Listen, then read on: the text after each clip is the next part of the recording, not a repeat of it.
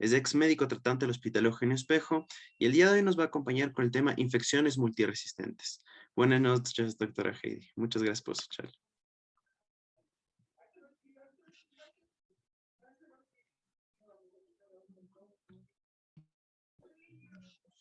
Hola con todos, ya voy a intentar compartir esto.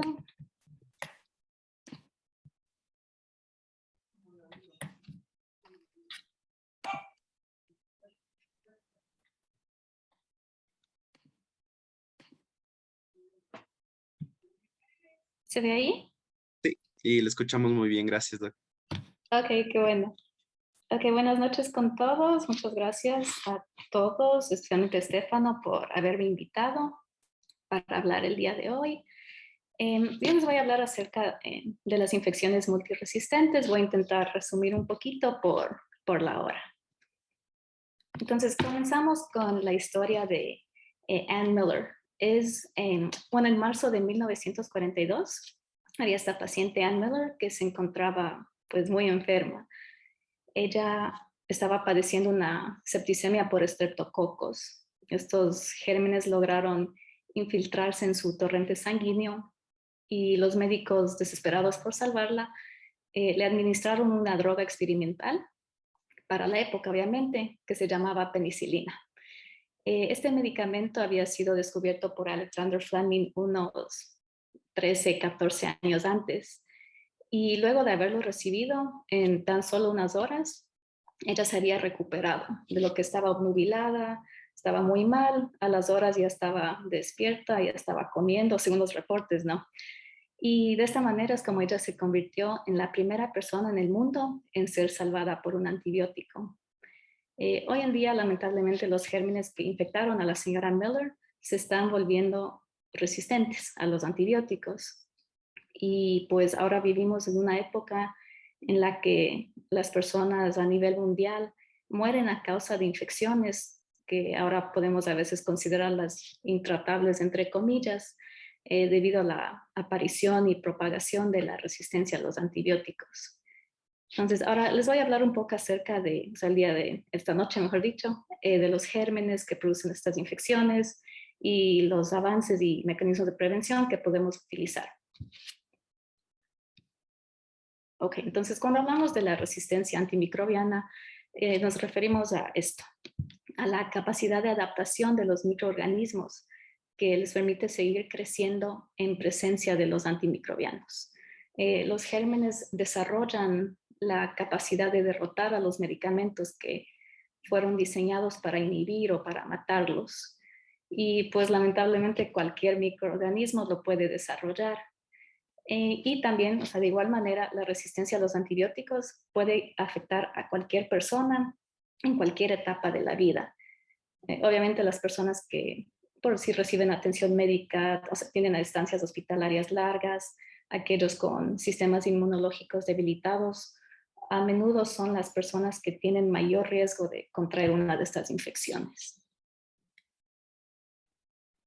Ok, bueno, les puse esta tabla, como puedes ver, como indica el título de la diapositiva, la resistencia a lo largo del tiempo.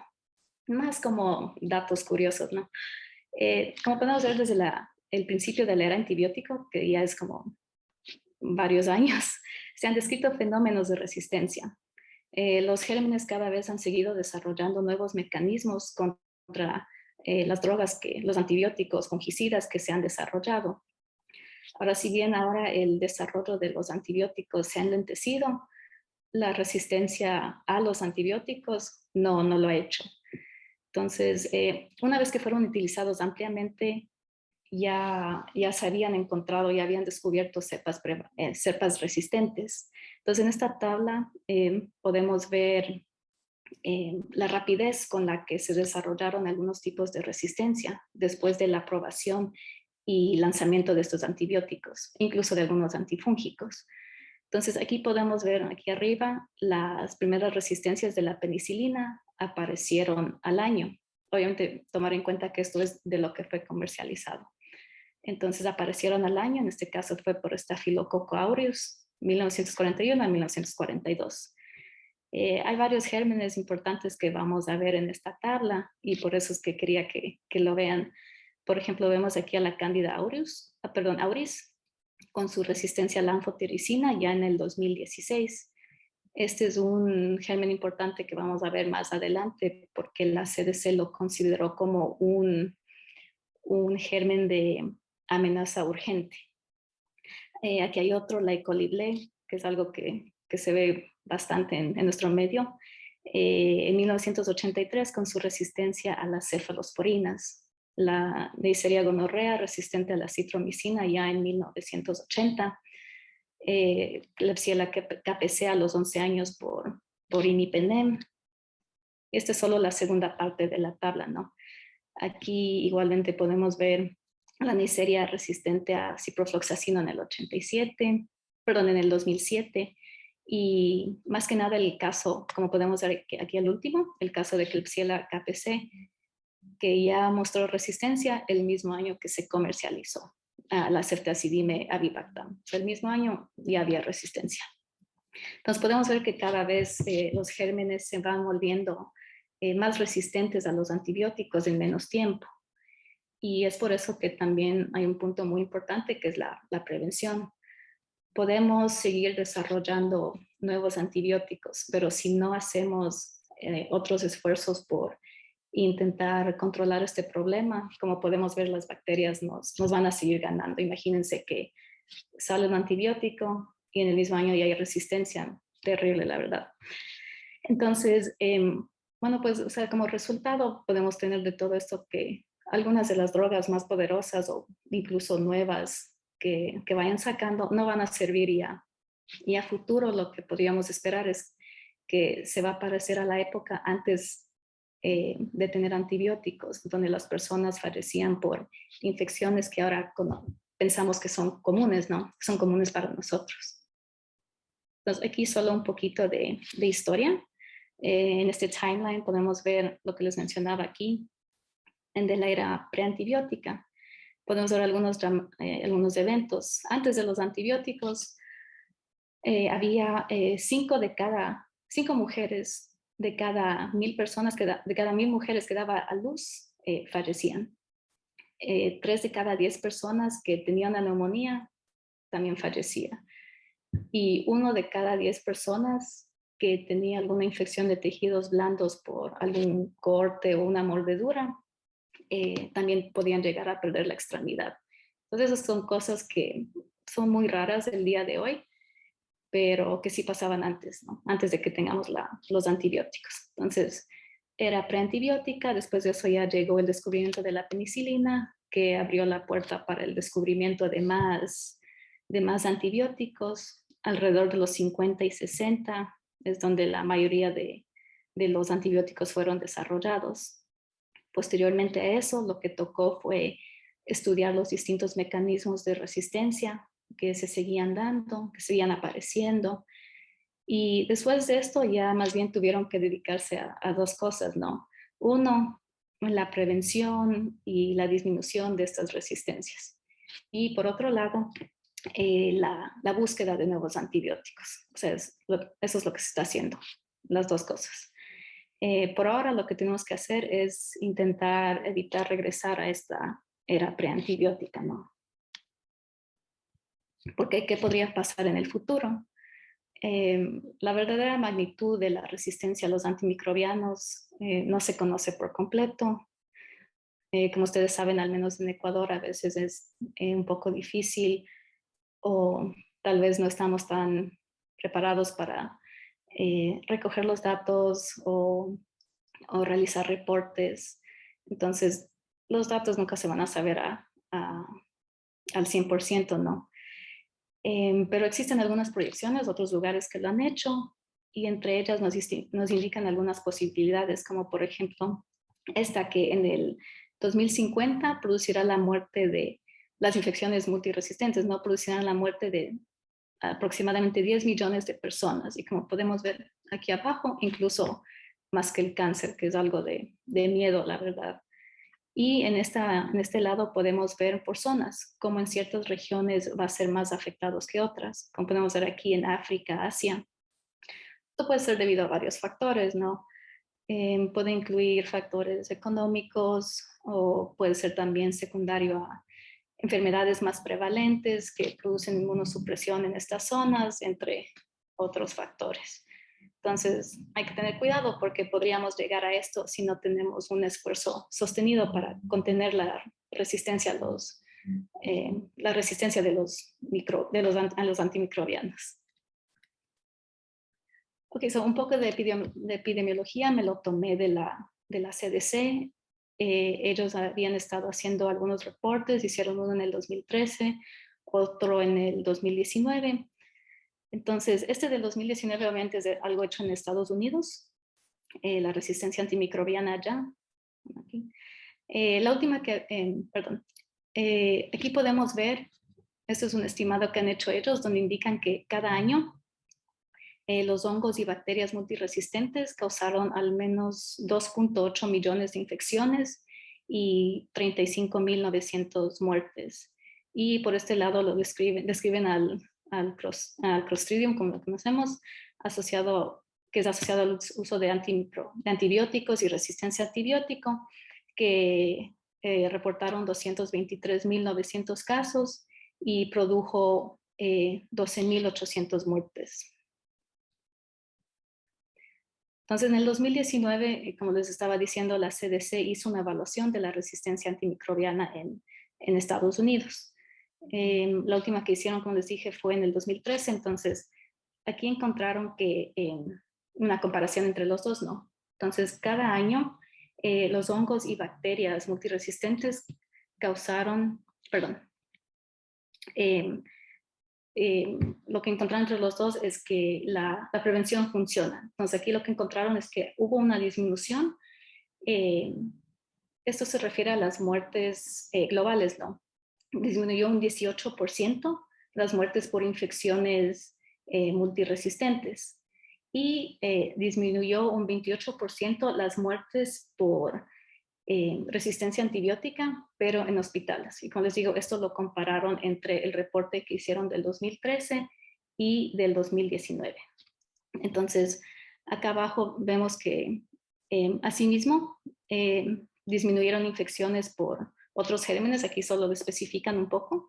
Aquí tenemos el enterococo resistente a vancomicina, disminución con el Acinetobacter resistente a carbapenémicos, que también vamos a ver más adelante. La pseudomonas multiresistente, cándida, estafilococo aureus multisimios resistente en un 21%, mientras que los casos de tuberculosis multidrogo resistente y enterobacterias carbapenémicos resistentes se mantienen estables, que bueno, peor es nada, ¿no? Sin embargo, acá abajo en morado podemos ver cómo aumentaron ciertos casos, ¿no?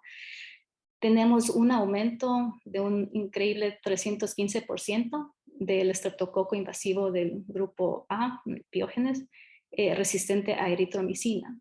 Un aumento de 124% en infecciones por Neisseria gonorrea multiresistente y aumento de 50% en las enterobacterias productoras de beta-lactamasas que, como les decía anteriormente, vemos bastante en nuestro medio.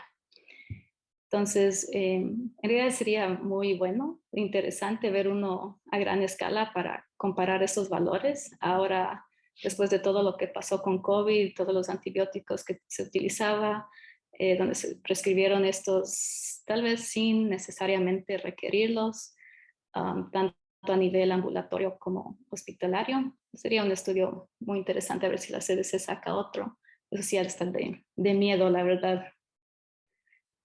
Ok, entonces, entrando un poquito como en materia, esto para solo resumirlo, hablando de factores que influyen en la resistencia bacteriana, son varios, pero en esta tablita, al menos una media antigüita, tenemos en primer lugar al paciente. Como dije anteriormente, cualquier persona puede ser afectado por una infección multiresistente, pero hay factores que nos vuelven más susceptibles que otros. Entonces, algunos de esos son como tenemos aquí la edad, que siempre va a ser un poco más en los extremos de las edades, ¿no? El ser un paciente intra o extrahospitalario, como sabemos hay distintos gérmenes que nos pueden afectar en estos distintos ambientes. El hecho de tener la bacteria, pero no presentar signos de infección, o sea, estar colonizados o tener manifestaciones de la infección, todo eso afecta. Otro factor importante que vemos aquí abajo es el antimicrobiano. Como vamos a ver más adelante, vamos a ver qué tan importante es el modo de empleo, el hecho de que se completen las dosis, el régimen prescrito que envía el doctor, preferiblemente no automedicado, lo cual muchas personas no lo hacen. En nuestro medio es muy común que se le prescribe un antibiótico, se sienten mejor a los 2 días y lo suspenden.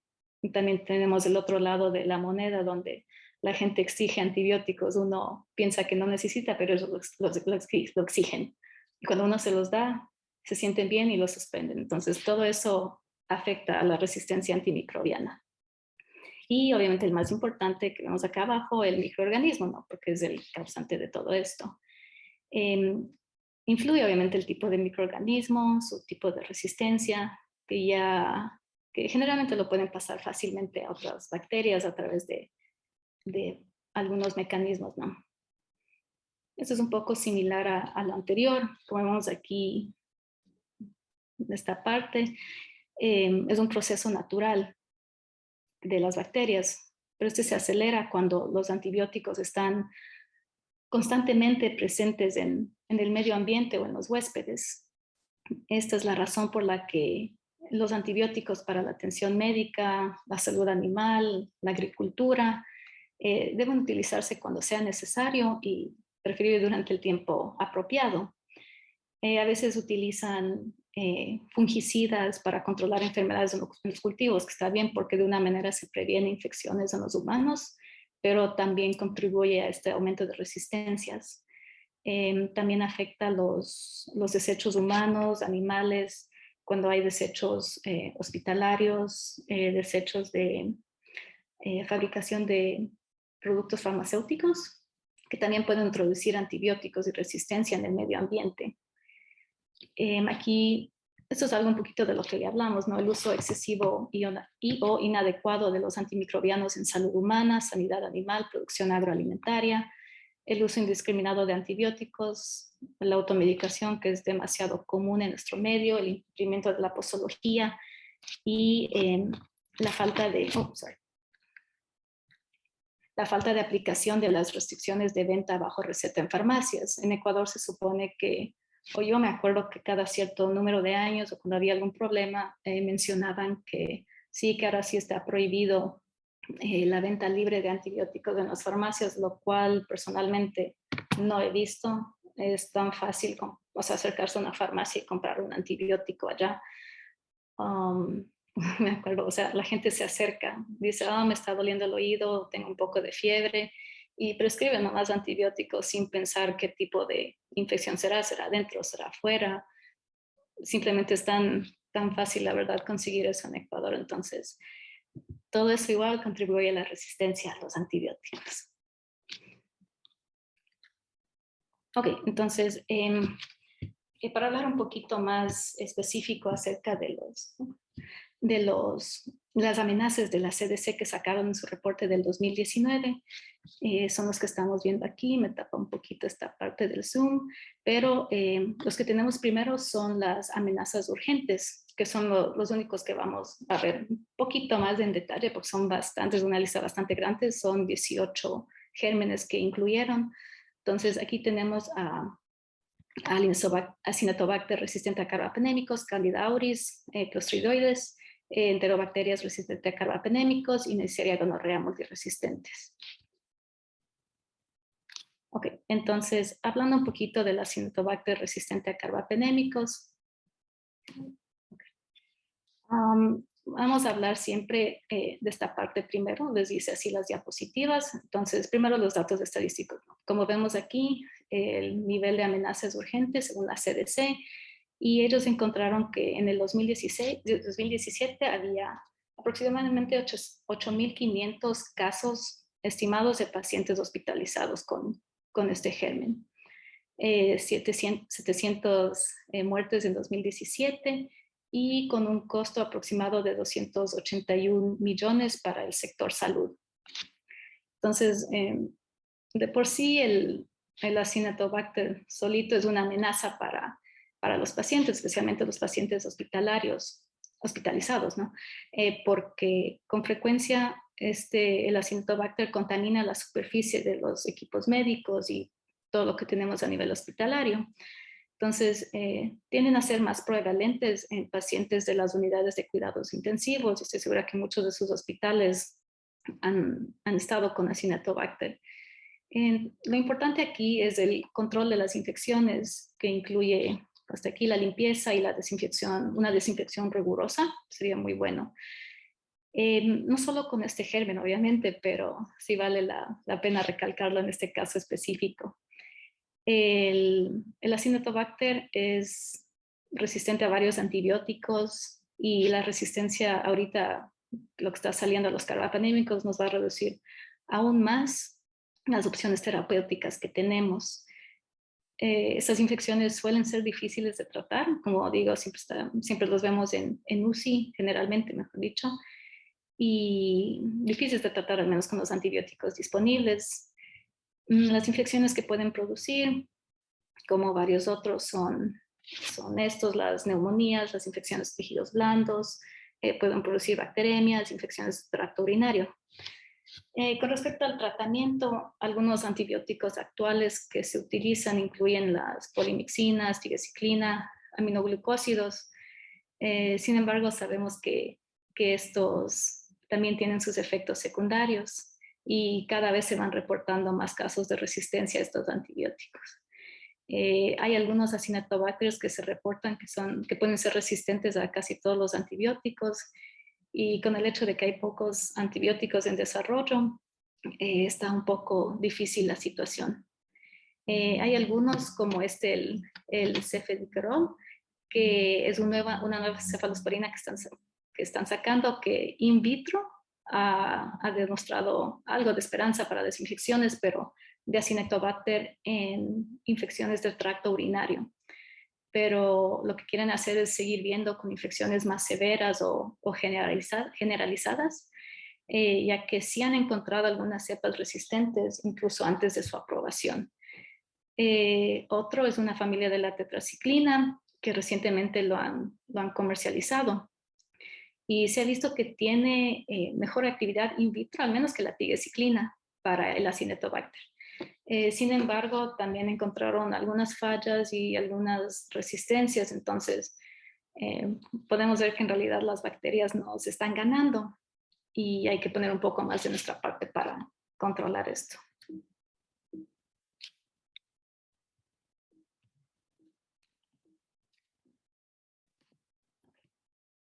Este es un pequeño mapa de un estudio que hicieron en Argentina, donde están buscando estos casos de Acinetobacter resistente a carbapenémicos. Como podemos ver en el punto A, es de 1990 hasta 2003. Aquí, ¿será que no había casos en el Ecuador? ¿Será que no fue reportado? Pero no hay nada con respecto a Ecuador. Sin embargo, del que hicieron del 2004 al 2016, ya encontramos algunas cepas. Como podemos ver aquí abajo, están describiendo un poco más las cepas. Ya podemos ver que hay casos en Ecuador. Y si es que ustedes ya han estado en medios hospitalarios, en UCIs o medicina interna, seguramente habrán visto varios casos de Acinetobacter en sus trabajos, ¿no? El segundo germen de amenaza urgente, según la CDC, es la Candida auris. La parte de la estadística, encontraron 323 casos clínicos en el 2018. Encontraron que el 90% es resistente al menos a un antifúngico y 30% resistente al menos a 2 antifúngicos.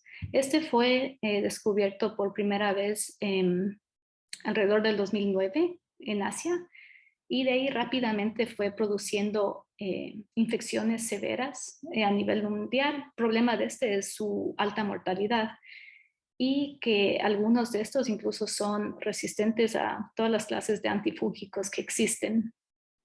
Se puede quedar en la piel o en objetos inanimados por mucho tiempo, por varias semanas. Entonces, incluso algunos desinfectantes que se utilizan a nivel hospitalario no son ni tan efectivos para eliminarlos de la superficie. Estaba viendo, había un reporte en algún hospital en Estados Unidos donde encontraron que ya limpiaban, pensaban que no había nada y aparecía otra vez. Entonces, muy difícil de quitar. Aquí, los que tienen mayor riesgo son igual pacientes con estancias prolongadas en UCI, pacientes que utilizan catéter venoso central y que hayan recibido anteriormente antibióticos o antimicóticos.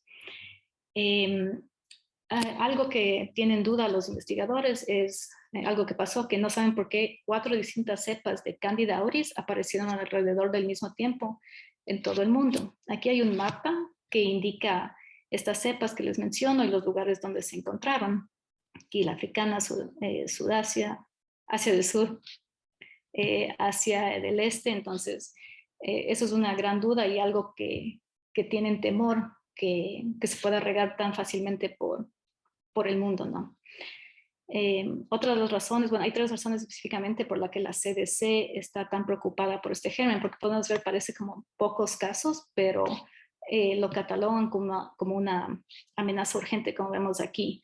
Uno es la resistencia que tiene la cándida. Los antimicóticos comúnmente usados muchas veces no son eficaces con este. Algunas infecciones han sido resistentes, como les dije, a los 3 tipos de antimicóticos disponibles, disponibles. Otro es que son difíciles o pueden ser difíciles de identificar para los de laboratorio. Puede ser identificada erróneamente como otro tipo de hongo. Entiendo que a la visualización se asemeja a otros tipos de hongos, entonces esta identificación errónea puede llevar a que el paciente reciba un tratamiento no adecuado, ¿no? Porque no va a estar recibiendo algo exactamente para este germen ni se va a entender la gravedad de lo que está pasando en el paciente. Y otro, lo que les mencionaba un poquito, era de la propagación, porque se puede propagar fácilmente en lugares como hospitales, en asilos de ancianos. Entonces, y es donde ha causado algunos brotes, los pequeños que ha habido, es donde ha causado brotes. Ok, entonces aquí tenemos un poco como para un tratamiento inicial, es algo que recomienda la CDC, recomiendan la administración de una equinocandina a una de estas dosis, como podemos ver aquí. La verdad, en Ecuador, que yo sepa, tenemos la caspofungina. Nosotros personalmente no he escuchado, pero eso es una que se puede utilizar. Ya vamos a ver un poquito acerca de esto, porque aquí es un mapa que sacaron de la CDC en el 2019, donde reportan casos de Candida auris. Como podemos ver en el Ecuador, no está sombreado, entonces, ¿será que no vieron aquí? No está reportado aquí en Ecuador, no hay, que sería lo ideal. Entonces no hay nada de esto, pero en caso de, podemos utilizar la caspofungina. La mayoría de las cepas de Cándida han sido susceptibles a entonces es algo que se puede utilizar. Sin embargo, en caso de que el paciente no responda clínicamente al tratamiento o tenga una fungemia persistente, la otra opción es utilizar anfotericina B. Ok, vamos con el tercero, que es el Clostridioides difficile.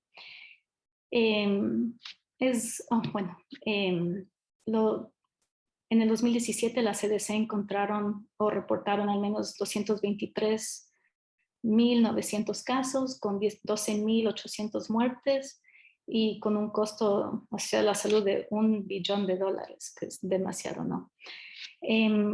El Clostridium es una de las infecciones más comúnmente asociadas a la atención médica, que como sabemos puede producir diarrea, que incluso puede ser potencialmente mortal, ¿no? Estas infecciones ocurren generalmente en personas, o sea, cualquiera lo puede tener, pero un poco más en personas mayores de 65 que hayan estado recibiendo antibióticos o que hayan estado hospitalizadas, personas con sistemas inmunológicos deprimidos o el hecho de que hayan tenido una infección previa con Clostridium difficile. Como les mencionaba puede ser más en personas que han tomado antibióticos, y los antibióticos más asociados son estos, incluyen la clindamicina, cefalosporinas y las fluoroquinolonas. Los antibióticos aquí lo que hacen es alteran o desequilibran la microbiota. Entonces, para el Clostridium, mejorar el uso de los antibióticos es una estrategia muy importante para reducir estas infecciones. Después del reporte que hizo la CDC en el 2013, se iniciaron mayores acciones para prevenir estas infecciones. Entonces, en el 2019, la CDC sí vio una disminución en los casos de Clostridium hospitalarios, pero vieron que también durante este tiempo hubo al mismo tiempo una disminución en el uso hospitalario de fluoroquinolonas. Entonces, así es como hacen también esta relación de que mejorar el uso de antibióticos pudo haber contribuido a esta disminución que vieron en el número de casos. Entonces, las estrategias para reducir las infecciones por Clostridium incluyen mejorar el uso de antibióticos, el control de infecciones, y esto incluye la limpieza, la desinfección de las instalaciones de atención médica también.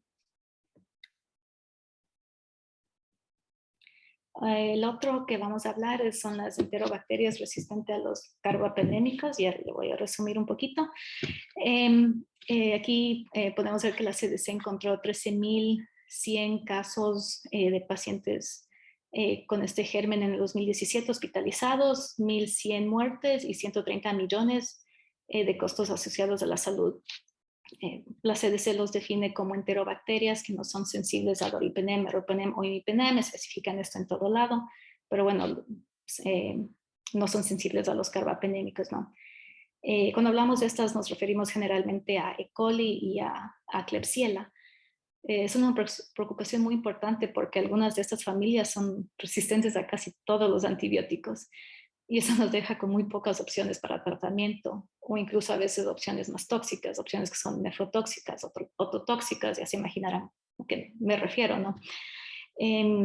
Las personas que utilizan, igual que el otro que les mencioné, que utilizan dispositivos como catéteres, que toman o que son prescritos tratamientos prolongados con algunos antibióticos, tienen mayor riesgo de contraerlos.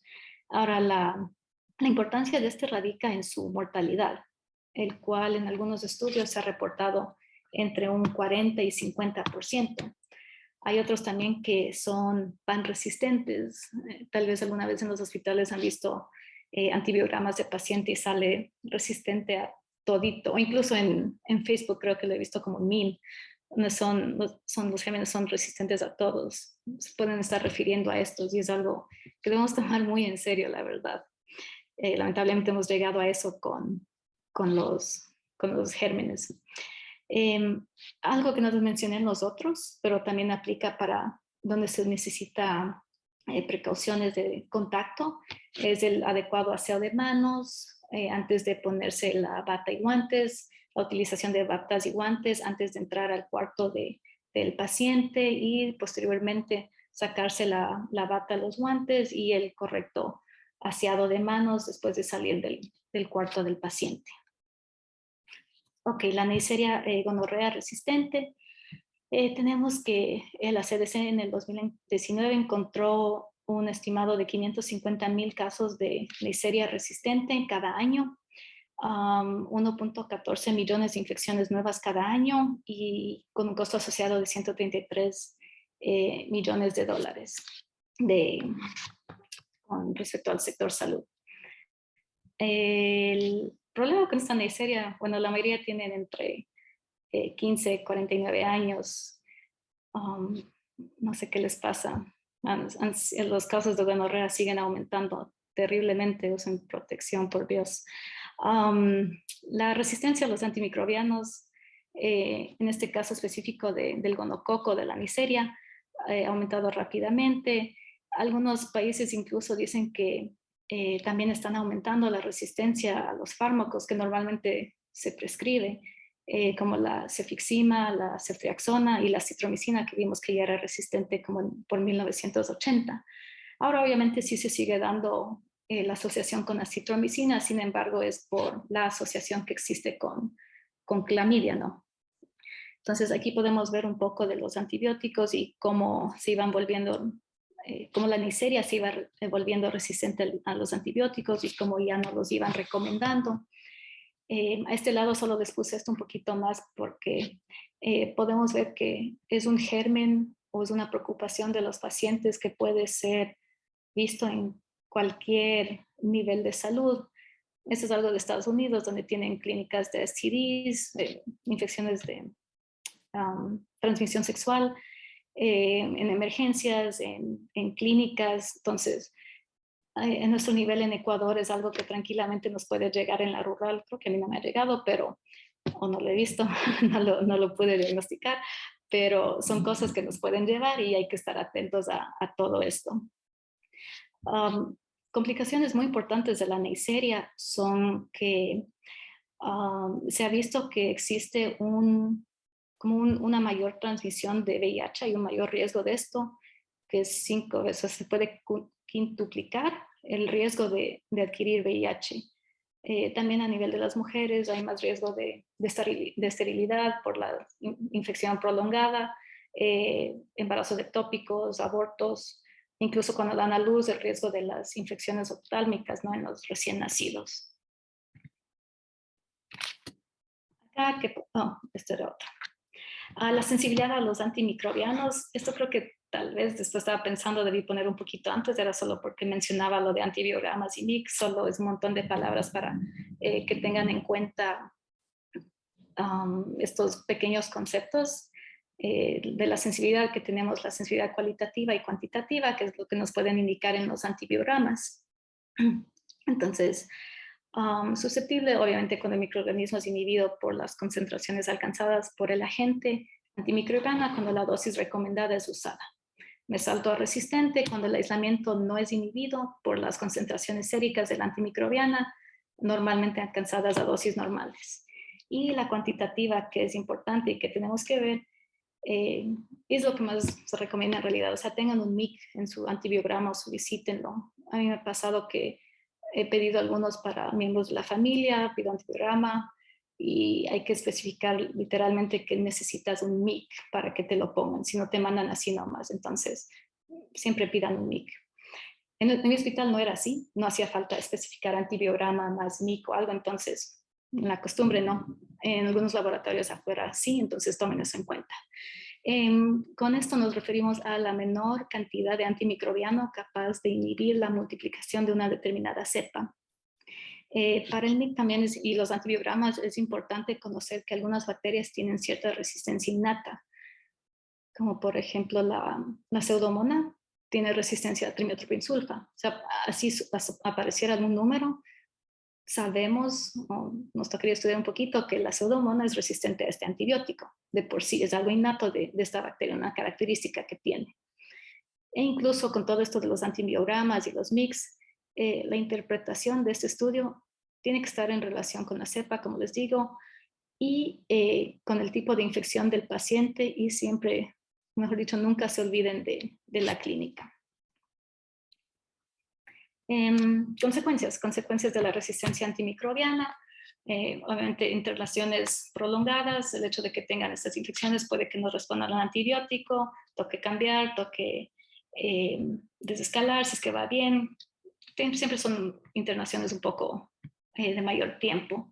Incremento en los costos de atención médica y tratamiento, como pudimos ver en las otras diapositivas, cuántos millones de dólares que cuestan el manejo de estas infecciones, mayor morbilidad y mortalidad por lógica, y la pérdida de protección en el uso profiláctico de cirugías y otros procedimientos médicos, como podemos ver aquí. Una de las consecuencias que tenemos es la amenaza que hay a la medicina moderna. Eso es lo que puede pasar. Se han hecho tantos avances en la medicina, ¿dónde está? Los trasplantes, por ejemplo. Se hicieron como más de 33,000 trasplantes en el 2016 de órganos, y estos organismos multiresistentes pueden amenazar estos progresos. Como ustedes saben, el tipo de paciente que requiere estos tratamientos de trasplantes y el tipo de medicación que tienen que utilizar después son personas que van a ser más vulnerables a las infecciones. De igual manera, pacientes dialíticos. En los pacientes dialíticos, las infecciones son la segunda causa de muerte en estos pacientes. Entonces, todos los avances que se han hecho con estos tratamientos, incluso tratamientos para el cáncer, todo esto de la resistencia antimicrobiana nos va a afectar y pueden agravar su situación, ¿no? Bueno, el progreso de la resistencia bacteriana a los antibióticos es inevitable, pero se puede retrasar. Entonces, como vemos aquí al lado izquierdo, no se están produciendo muchos, o no se están aprobando al menos muchos antibióticos. Entonces, ¿qué tenemos que hacer? Otras cosas por nuestra parte para ayudar a controlar esto. La aplicación de medidas para la prevención y control de infecciones. Por nuestra parte, principalmente la higiene de manos. La monitorización de la resistencia de antibióticos a nivel local y nacional, que ojalá pueda ser un poquito más específico, como vemos en otros países que hacen, aunque hay muchos lugares aquí en Ecuador que le están metiendo bastante mano a la investigación, las universidades, la San Francisco, todo, la Católica, entonces tal vez algo por ahí. El desarrollo de nuevos antibióticos, que es una opción, pero no es la solución tampoco, y promover siempre el uso racional de los antibióticos.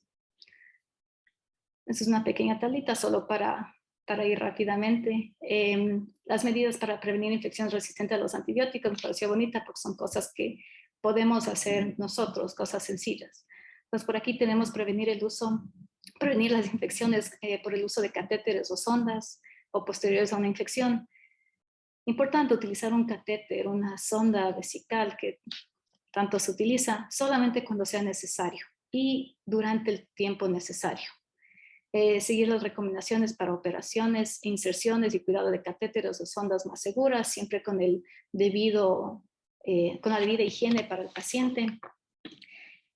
Prevenir la propagación de bacterias, como lo que les mencionaba algunas veces durante la charla, mejora de la higiene de manos, utilizar bata, guantes y equipos cuando sea necesario, e informarse, muy importante informarse de los brotes resistentes en el hospital de uno y en nuestra región para saber qué está pasando, ¿no? Que no nos coja tan de sorpresa esto del COVID. Por ejemplo, en mi hospital ahorita hubo un brote creo que era en algún servicio, de un hongo. Entonces, aquí fue rápido, avisaron a toda la institución, a pesar de que yo no trabajo en esa área específicamente, avisaron a todos, pusieron código gris que ni siquiera sabía qué significaba, movieron a todos los pacientes de ese piso. O sea, algo muy increíble que ojalá algún día se pueda dar en Ecuador, ¿no?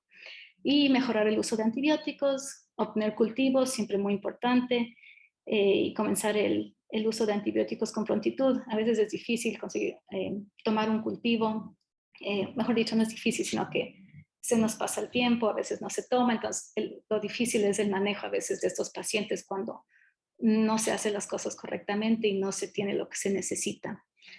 Y cuando sea necesario, usar antibióticos, usar el tipo adecuado de la dosis, con la frecuencia y durante el tiempo apropiado. Gracias. Disculpen por pasarme del tiempo. Muchas gracias, doctora Heidi Fernández, por su presentación. Más que nada, considero que esto nos pone en perspectiva de todas las diferentes cosas que tenemos que considerar para lo que está causando ya los antibióticos en general, las diferentes cosas que nos puede eventualmente va a causar y que eventualmente tenemos que estar pendientes porque si no hacemos una intervención temprana, nosotros tanto como médicos jóvenes, lo único que vamos a causar es que esto siga creciendo y siga empeorando y en algún punto no tendremos ninguna otra solución y no podremos ya depender de los antibióticos. Y creo que sirve muy bien para tenerlo en cuenta. Y más que nada, doctora, quería saber su perspectiva sobre que en muchos hospitales lo que suelen hacer es eh, utilizar la misma clase de antibióticos de amplio espectro en casi todos los pacientes. Muchas veces no consideran inclusive eh, la sensibilidad de cada hospital, que es importante considerar también, pero más que nada a veces utilizan el mismo antibiótico para todos los pacientes y después de que comienzan a ver que comienzan ya a crear resistencia, rotan a otro de amplio espectro. de otra familia. Entonces quería saber un poco más de su perspectiva al respecto o sobre todo qué nos podría comentar. Sí, tienes bastante razón, Estefano. Muchas veces llega un paciente con infección de vías urinarias y utilizamos el mismo antibiótico en todo paciente con infección de vías urinarias. Llega un paciente con neumonía, utilizamos ampicilina subbactam para todo paciente con neumonía y tienes toda la razón, eso no es lo correcto. Cada paciente tiene diferentes características y hay muchas cosas que tomar en cuenta antes de iniciar un antibiótico, el tipo de paciente, si es que ha recibido antibióticos previamente.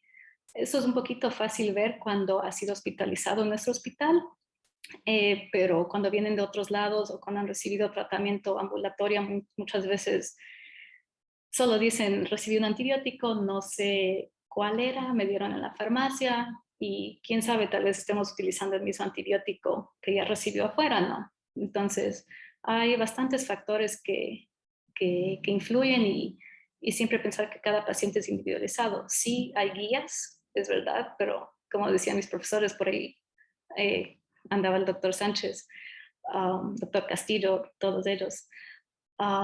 Las guías nos guían, pero no necesariamente tenemos que hacer exactamente lo que nos dicen. Entonces, siempre ver el paciente de una manera individual. Y otra pregunta que tenemos es, ¿cuál cree usted que sería la mejor medida para disminuir esta resistencia en nuestro país? Tener mayor número de infectólogas como la doctora Espinosa, que veo que hizo la pregunta. Gracias, Eve. No, hay muchas medidas que podemos aplicar, creo que desde cosas pequeñas y desde uno mismo. Eh, Algo tan simple como la higiene de manos. Yo me acuerdo cuando rotábamos con Eve por el Hospital Metropolitano, o sea, mis manos se secaron de tanto que nos hacían lavarnos las manos. Había un R mayor que andaba con una lista y que creo que veía lo que entrábamos y salíamos de cada cuarto y nos apuntaba así los que no nos lavábamos las manos o algo. Parecía fastidioso un poquito, ya digo, mis manos sufrieron, pero son cosas que son necesarias, ¿no? Porque si no pasan todo esto, vamos a llegar a estos puntos. Entonces, algo tan sencillo como la higiene de manos es muy importante. En nuestro hospital, Estefano, contigo, tú sabes, no tanto se aplicaba eso y no es lo correcto. Ajá. Entonces, creo que comenzando desde ahí. Ahí sí hay muchas otras cosas que se pueden hacer que también son sencillas. Creo que también es muy importante el reporte de casos para también estar enterados de lo que pasa al menos en nuestra institución, para uno poder prevenir la investigación, meterse un poquito más y estar al tanto de todo lo que pasa a nuestro alrededor. Sí, muchas gracias, Doc Heidi, por su intervención. La verdad es que espero que con esta em, última charla que vamos a tener por el día de hoy, ya que la doctora Evelyn Espinosa, bueno, por la hora también ya estamos bastante tarde, hemos decidido pasar la charla de la doctora Evelyn Espinosa para el día sábado, ya que te comenzaremos un poquito más temprano, entonces ahí tenemos un poquito más de tiempo. Y que abordaremos hepatitis virales, ya que será una muy buena opción.